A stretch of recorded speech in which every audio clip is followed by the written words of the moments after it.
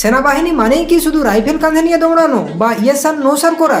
না, একদমই ভুল। আপনি যদি গ্রাজুয়েট হন, ইংরেজিতে কিংবদন্তি বা ক্লাসে ক্যাপ্টেন ছিলেন, এইসব বলে ভাব নিতে যান, তাহলে কপালে দুঃখ আছে। অফিসার হয়তো তোমার দিকে তাকিয়ে বলবে, আচ্ছা ঠিক আছে যাও, ওই কোনায় গিয়ে 50টা পুশ আপ মারবে যাও। কিন্তু আপনার যদি কোনো স্কিল জানা থাকে, তাহলে দৃশ্যটা বদলে যায় সিনেমার মতো। আসলে রোহিত নামের একজন ছেলে কোনো রকম করে মাধ্যমিকটা পাস করার পর চাকরিটা পেয়েছিল।